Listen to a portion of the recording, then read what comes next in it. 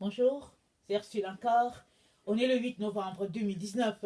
Alors je viens sonner la trompette ce matin encore et je viens vraiment nous encourager à être prêts, à nous apprêter à tout le temps, à tout moment, parce que on n'est jamais assez prêt jusqu'à ce que le Seigneur Jésus vienne et nous dise entre dans la joie de ton maître. Parce que les critères sont décrits par le Père. Il est très très important que nous puissions mener une vie de soumission totale à notre Dieu et aussi nous assurer que nous menons une vie de repentance, marchons dans la repentance. Il y a certaines personnes qui vont dire, mais Ursule, voyons, ça c'est l'esclavage.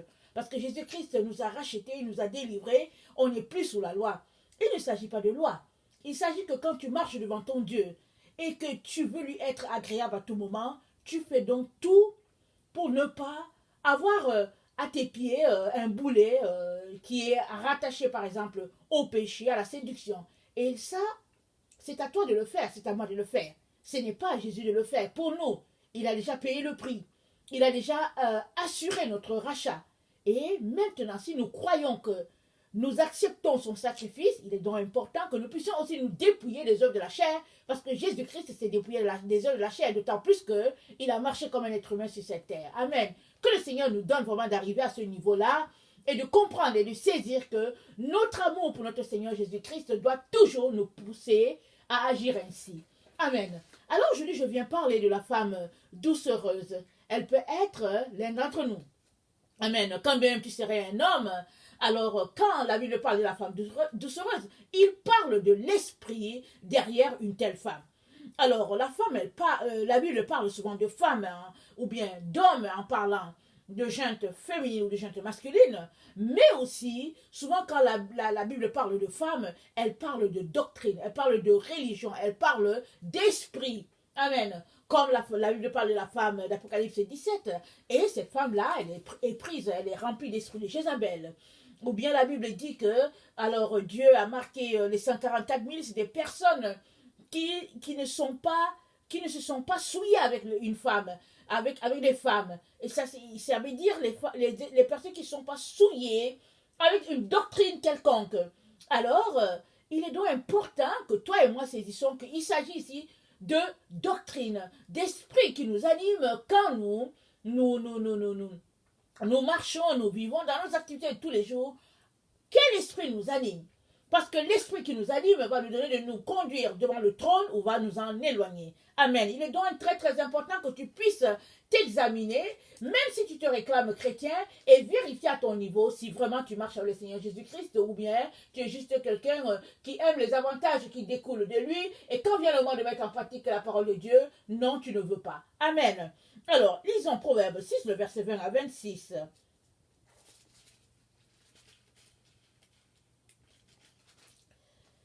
Alors, mon fils, garde les préceptes de ton père et ne rejette pas l'enseignement de ta mère. Lis-les constamment à ton cœur, attache-les à ton cou. Ils te dirigeront dans ta marche. Ils te garderont sur ta couche. Ils te parleront à ton réveil. Car le précepte est une lampe et l'enseignement une lumière. Et les avertissements de la correction sont le chemin de la vie. Ils te préserveront de la femme corrompue, de la langue doucereuse de l'étrangère. Ne la convoite pas dans ton cœur pour sa beauté.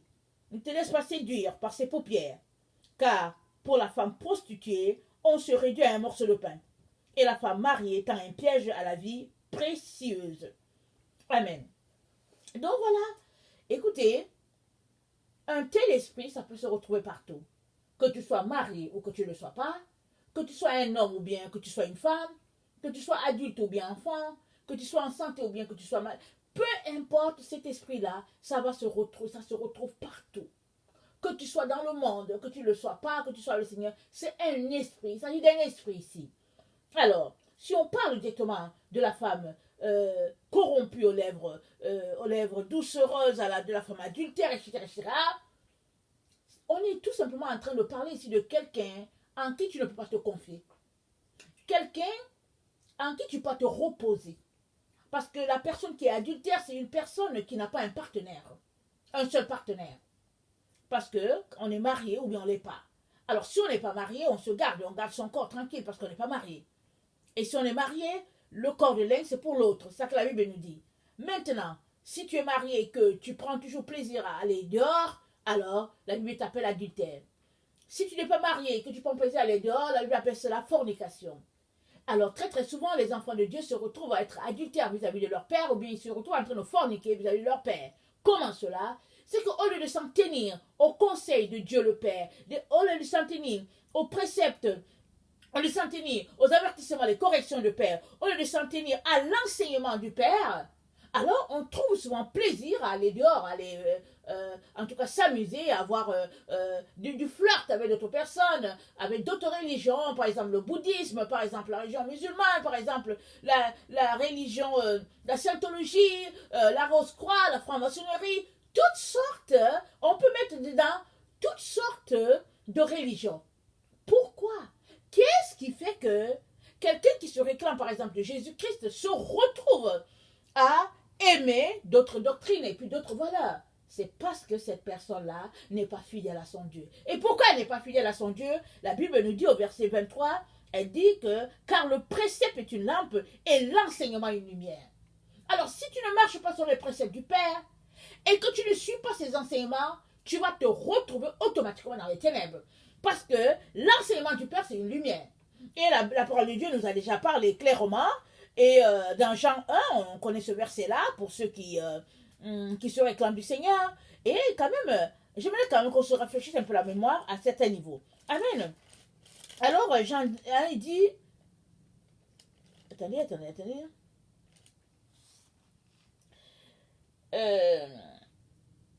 Le verset 7, Jean 1, verset 7. Il vint pour servir les témoins pour un témoignage à la lumière afin que tous crussent par lui.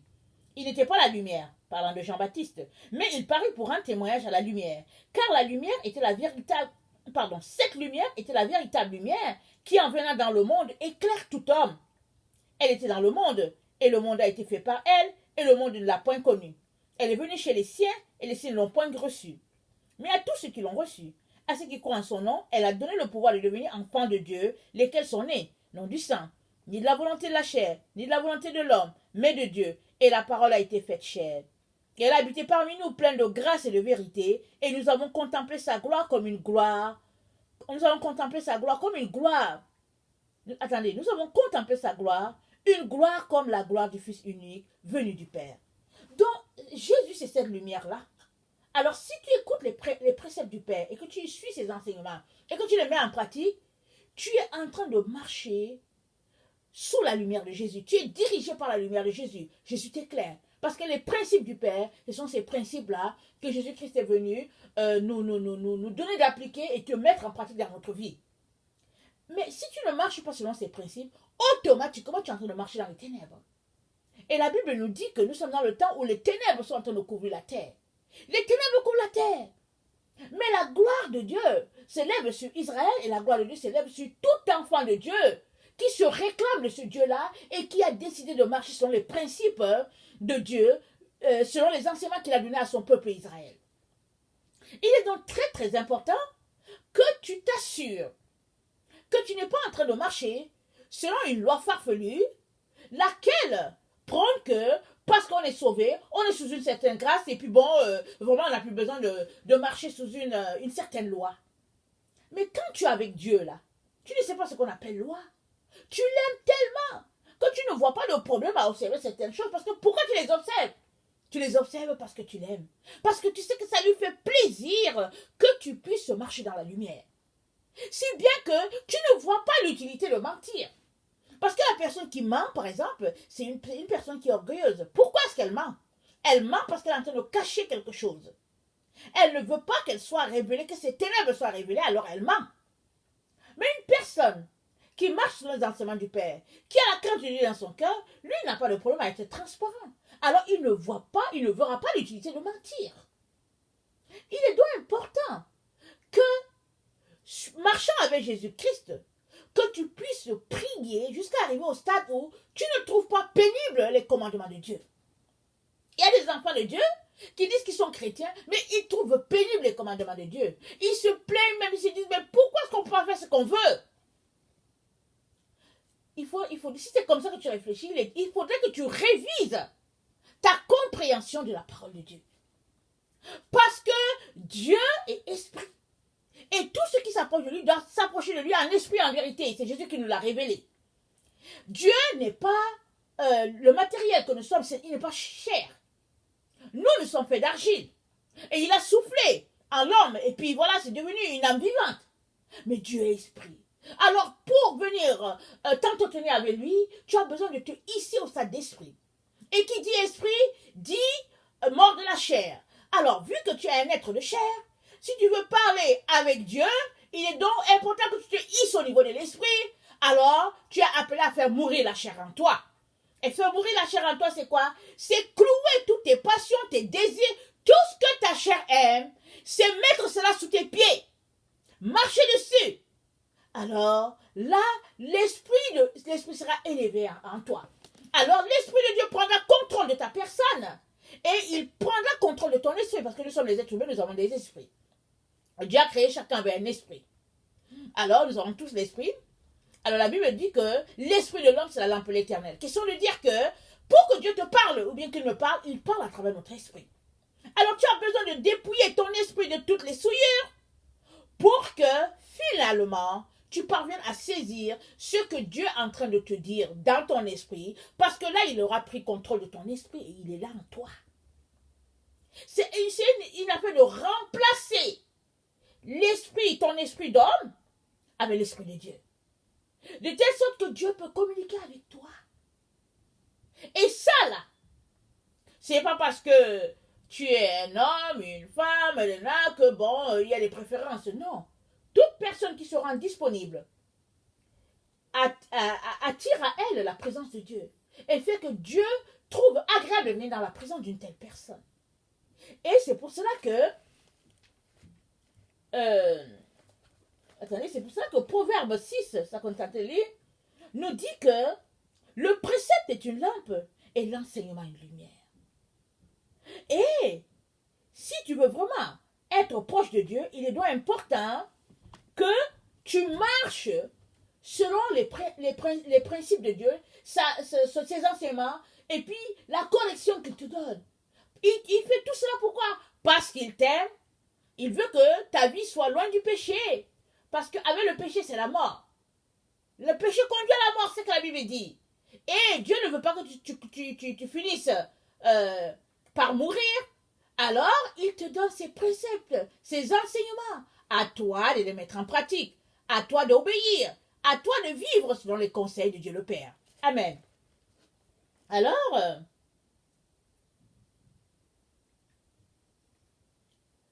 je ne sais pas qu'est-ce qui attire, par exemple, ta personne. Qu'est-ce qui fait que souvent, tu es loin de Dieu? Est-ce que c'est les publicités?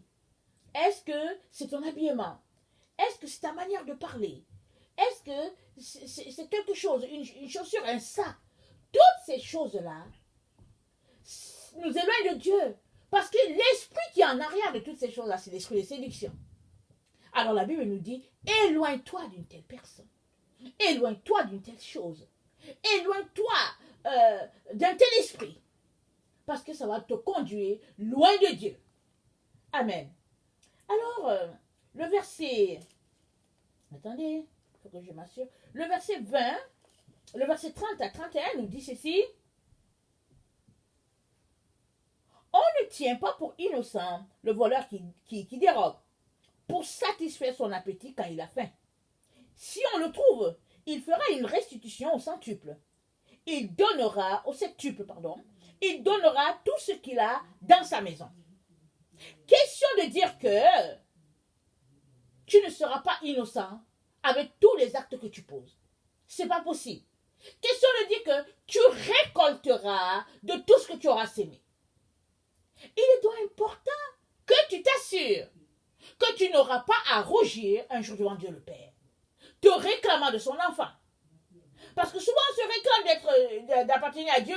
Quand vient le moment de mettre en pratique certaines choses, on se dit non, on n'est pas prêt. Et Dieu nous appelle à marcher et à vivre selon ses principes et ses enseignements afin que sa lumière demeure en nous et que sa lumière nous conduise. Amen. Alors, j'aimerais ça qu'on lise le Proverbe 7, parlant du même esprit. Alors, mon fils, retiens mes paroles et garde avec toi mes préceptes. Observe mes préceptes et tu vivras. Garde mes enseignements comme la prunelle de tes yeux. Lis-les sur tes doigts. Écris-les sur la table de ton cœur. Dis à la sagesse, tu es ma sœur, et appelle l'intelligence ton amie, pour qu'elle te préserve de la femme étrangère, de l'étrangère qui emploie des paroles doucereuses. J'étais à la fenêtre de ma maison et je regardais à travers mon treillis. J'aperçus parmi les stupides, je remarquai parmi les jeunes gens un garçon dépourvu de sens. Il passait dans la rue, près de l'angle où se tenait une de ces étrangères. Il se dirigeait lentement du côté de sa demeure. C'était au crépuscule, pendant la soirée, au milieu de la nuit et de l'obscurité. Et voici, il fut abordé par une femme, ayant la mise d'une prostituée et la ruse dans le cœur. Elle était bruyante et rétive. Ses pieds ne restaient point dans sa maison. Tantôt dans la rue, tantôt sur les places, et près de tous les angles, elle était aux aguets. Elle le saisit et l'embrassa d'un air très effronté et lui dit « Je devais un sacrifice d'action de grâce. Aujourd'hui, j'ai accompli mes vœux. C'est pourquoi je suis sorti au-devant de toi pour te chercher et je t'ai trouvé. J'ai orné mon lit de couverture, de tapis et de fil d'Égypte. J'ai parfumé ma couche de myrrhe d'aloès, de cinnamome. Viens et livrons-nous d'amour jusqu'au matin. Livrons-nous joyeusement à la volupté. Quand mon mari n'est pas à la maison, il est parti pour un voyage lointain. Il a pris avec lui le sac de l'argent. Il ne reviendra à la maison qu'à la nouvelle lune. » Elle le séduisit à force de paroles. Elle l'entraîna par ses lèvres doucereuses. Il se mit tout à coup à la suivre. Comme le bœuf qui va à la boucherie, comme un fou qu'on lie pour le châtier, jusqu'à ce qu'une flèche lui perce le foie. Comme l'oiseau qui se précipite dans le filet sans savoir que c'est au prix de sa vie. Et maintenant, mes fils, écoutez-moi et soyez attentifs aux paroles de ma bouche. Que ton cœur ne se détourne pas vers les voies d'une telle femme. Ne t'égare pas dans ses sentiers, car elle a fait tomber beaucoup de victimes, et ils sont nombreux tous ceux qu'elle a tués. Sa maison, c'est le chemin du séjour des morts. Amen. Ici, évidemment, la Bible nous parle d'une femme, une femme physique. Elle décrit la femme, la prostituée et tout. Mais il est important qu'on saisisse que Dieu parle ici d'un esprit en arrière de cette femme. Et tu peux te retrouver à être dirigé vers une telle attitude. Aujourd'hui, écoutez, tu peux être attiré par la télévision, et la télévision fait de toi un esclave. Internet, et puis Facebook, et le cellulaire, toutes sortes de gadgets qui te captivent à tel point que tu n'as plus de place pour Dieu. Dieu n'a plus de place dans ta vie. De telle sorte que dès que tu as une minute, tu passes ton temps devant Internet, devant en tout cas ces gadgets-là, si bien que petit à petit, l'esprit de la prostituée est collé à toi. Parce qu'il s'agit de subtilité en subtilité. Il s'agit de séduction en séduction. La Bible dit quoi? S'il était possible, il séduirait même les élus. Nous sommes dans le temps où la séduction bat son plein. Et souvent, on ne sait pas. On pense que, bon, c'est la vérité. Surtout, on a une vague de charlatans pasteurs, là, qui font les guérisons bizarres, les guérisons diaboliques. Et puis, les gens ils sont attirés par ce type d'église-là. Et quand ils regardent ça sur Internet, ils se disent, waouh, la puissance de Dieu est là-bas. Alors que ce n'est que de la séduction. Alors que ce ne sont que les démons et leurs entités qui sont à cet endroit-là. Alors, si tu n'es pas quelqu'un qui mène une vie accrochée à ton Seigneur, proche de ton Seigneur, suppliant notre Dieu de te garder de toutes ces choses-là, tu risques d'être pris à ce piège-là. Pourtant, tu n'es pas allé vers une femme physique, mais tu te retrouves à être entraîné par l'esprit qui est en arrière d'une telle femme. L'esprit de séduction, l'esprit d'adultère, l'esprit, de notre siècle où, tout ce qui est divin est détesté. Les gens tendent toujours vers ce qui les séduit. Souvent, tu ouvres juste la télévision, il y a une publicité qui est là. Alors, on te décrit ou bien on te séduit par un tel chocolat que finalement, quand tu regardes la marque du chocolat, tu dis, c'est quel chocolat ça? Tu dis, ah, Lindor, et puis tu cours pour acheter un tel chocolat. Mais ça, comment on appelle ça? Non, c'est pas c'est la séduction, mais on va dire c'est la sorcellerie. Parce que, écoute, tu es chez toi, alors tu regardes la télévision, et là, il y a une image, et tu es captivé, et subitement, il te faut à tout prix ce chocolat-là. Alors tu cours partout parce que tu veux ce chocolat, ou bien tu veux le chocolat d'un tel pâtissier, à tel endroit précis, parce que les autres, c'est pas pareil. Mais ça, c'est la sorcellerie. Et Dieu nous met en garde ces temps-ci contre un tel esprit, contre une telle attitude, parce que ça va captiver notre esprit au point où Dieu n'aura plus sa place. Alors que Dieu doit être au centre de notre vie. Il doit être le premier, le seul qui règne en nous, en maître souverain. Il doit être le seul que nous adorons. Et par notre attitude, par notre parole, par la façon que nous sommes, jusqu'à notre habillement. Quand on nous voit, on doit savoir que, ah, celui-là, là, Dieu est là. C'est tout. Que ton habillement, que peu importe ce que tu portes, couleur, whatever, mais Dieu doit être vu en nous, en toutes choses. Et il sait qui sont ceux-là qui lui appartiennent. Mais tu as besoin de faire tes efforts.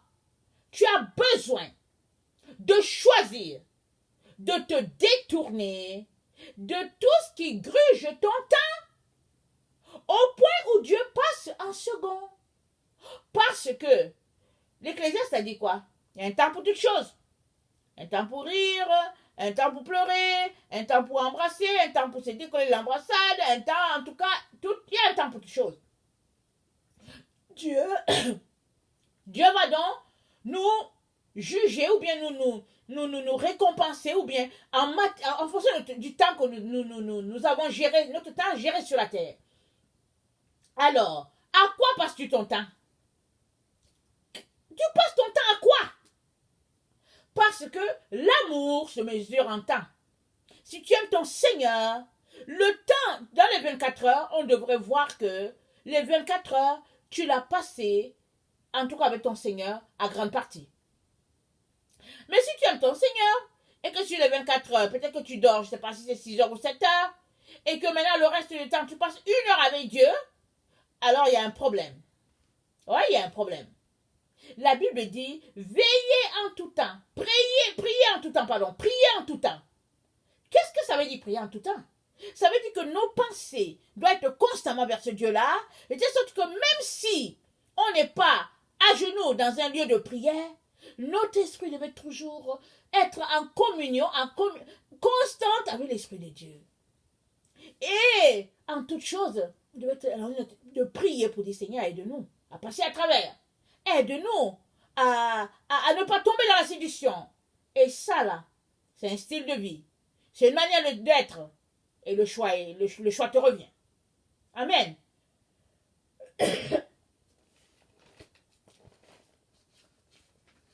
Le Proverbe 8, le verset 34, nous dit ceci. Proverbe 8, le verset 34.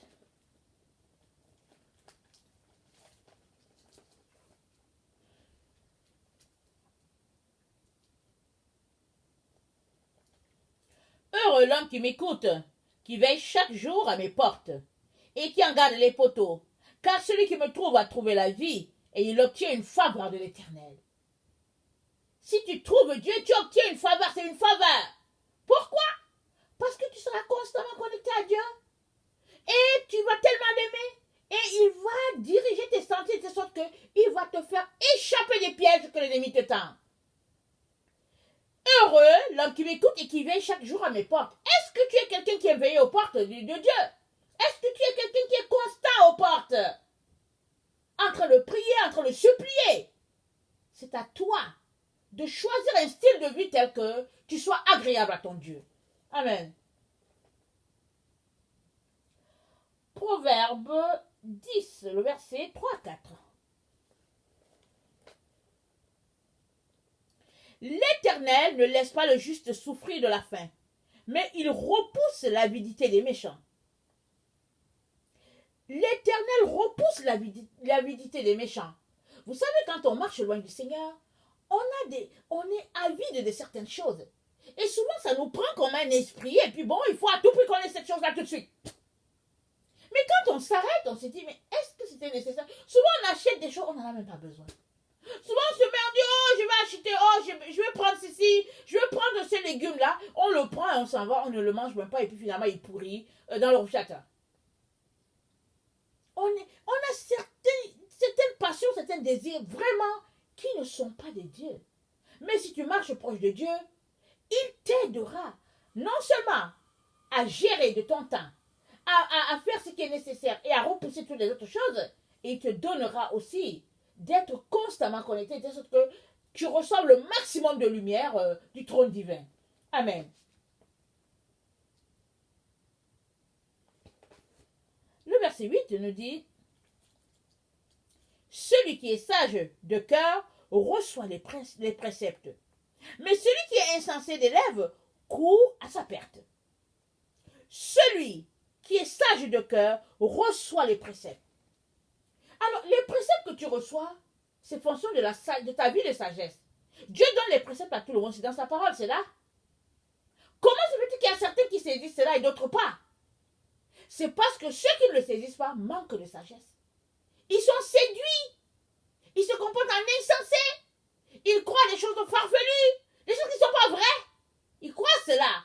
Mais la personne qui est sage lit les préceptes de Dieu, lit les enseignements de Dieu, fait tout pour les assimiler petit à petit. À un moment où la personne est dans un piège terrible, Dieu l'en sort. Proverbe 23. En face de mes ennemis, tu dresses une table.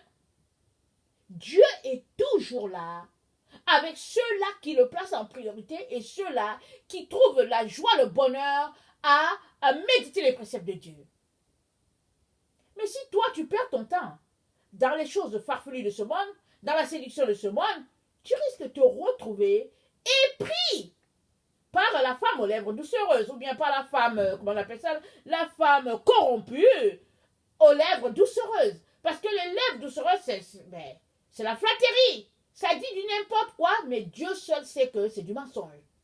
Mais si Dieu ne te révèle pas que c'est du mensonge, tu ne sauras pas. Tu vas croire une telle personne. Tu vas porter foi à ce que la personne est en train de te dire, alors que dans le fond, ce n'est que la séduction. Ce n'est que l'esprit de Jézabel, l'esprit de mensonge, l'esprit de la sirène. Il est donc très très important que tu fasses très attention.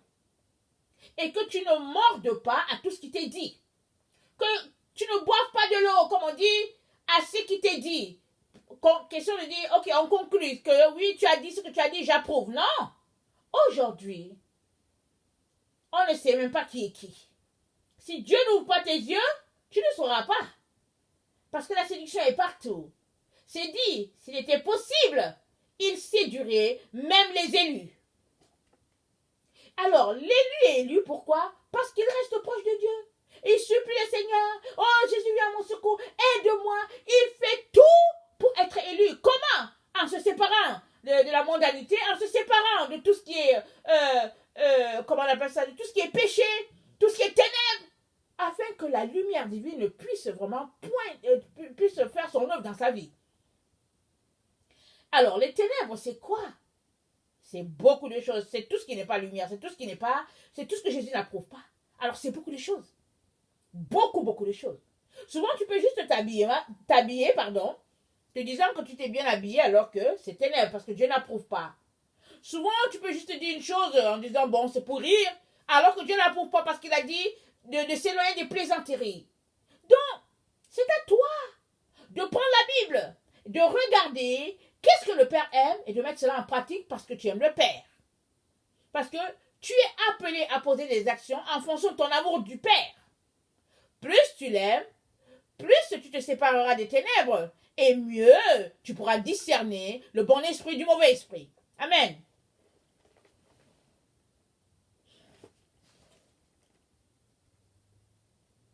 Le proverbe 10, 31 à 32, et on va parler de son contraire. Proverbe 10, 31 à 32. Excusez-moi. La bouche du juste produit la sagesse, mais la langue perverse sera retranchée. Les lèvres du juste connaissent la grâce, et la bouche des méchants la perversité. La bouche du juste produit la sagesse. Ta bouche à toi, si tu marches selon la justice, produira ce qui est sage. Mais la langue perverse sera retranchée. Les lèvres du juste connaissent la grâce. Amen. Et la bouche des méchants, la perversité. Et le contraire de cela, Proverbe 6, 23, 25.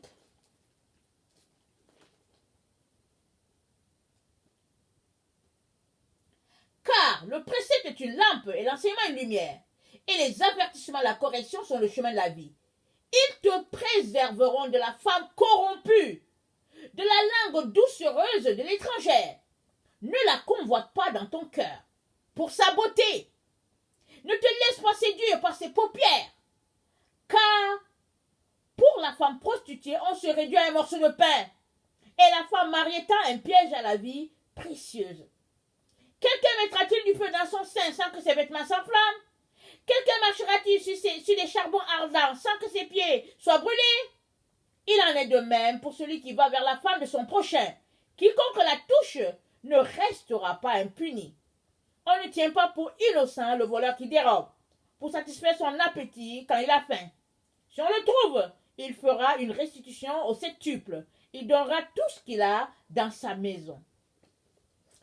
Il est donc très important, mes chers frères et chères sœurs, qu'on puisse s'examiner et mettre de l'ordre dans notre vie à tous les niveaux. Pas seulement dans les grandes lignes. Souvent on regarde, on se dit, bon, écoute, tu ne tueras pas, tu ne mentiras pas, on regarde les grandes lignes, on dit, ok, ça je ne tue pas, je n'ai pas encore tué quelqu'un, je ne mens pas, ok, d'accord. Mais non, il y a des ramifications dans ces commandements divins là. Souvent, tu n'es pas en train de mentir, mais tu es en train de camoufler la vérité à l'autre, à ton ami qui est là. Tu es en train de lui cacher la vérité. Or, Dieu est lumière en toutes choses. Il est lumière en toutes choses. Et la Bible nous dit que Satan se déguise en ange de lumière. Alors, Satan, quand il est autour de toi, il te fait croire que c'est la lumière alors que c'est le faux. Seuls ceux-là qui marchent avec le Seigneur, seuls ceux-là qui ont l'Esprit de Dieu, vont discerner que, oh, ici, là, c'est du faux, c'est pas le vrai. Mais si toi, tu es là, tu regardes, tu dis, oh, cette personne-là, elle est vraiment, elle est remplie du Saint-Esprit, alors que, oh, c'est l'Esprit du diable. Comment est-ce que Paul a fait pour voir que la femme, là, elle avait l'esprit de serpent? Elle le suivait, dit, oh, voici ce sont les serviteurs de Dieu, écoutez-les, écoutez-les. Paul s'est tourné il a reprimandé et puis il a chassé l'esprit. Paul a su que c'était le serpent qui était à la femme. Pourtant, la femme disait la vérité. Elle disait, c'est les serviteurs de Dieu, mais c'est les serviteurs de Dieu. C'était les serviteurs de Dieu. Elle disait, et puis les gens disaient, waouh, waouh, alors qu'elle disait les choses par l'esprit du diable. Si tu ne marches pas avec Dieu, si tu ne marches pas proche de Dieu, tu ne sauras pas, en ce temps de la fin, quels sont ceux-là qui ont l'esprit de serpent, qui marchent et qui font croire aux gens qui ont l'esprit de Dieu. Il est très important que tu fasses appel à Dieu pour que Dieu t'ouvre tes yeux, afin que tu discernes quels sont ceux qui ont l'esprit de Dieu et ceux qui ont l'esprit de serpent. Que le Seigneur bénisse sa parole, qu'il nous donne vraiment de marcher proche de lui, afin que sa lumière puisse nous conduire. Soyez bénis, je vous aime beaucoup. Dieu davantage. Merci.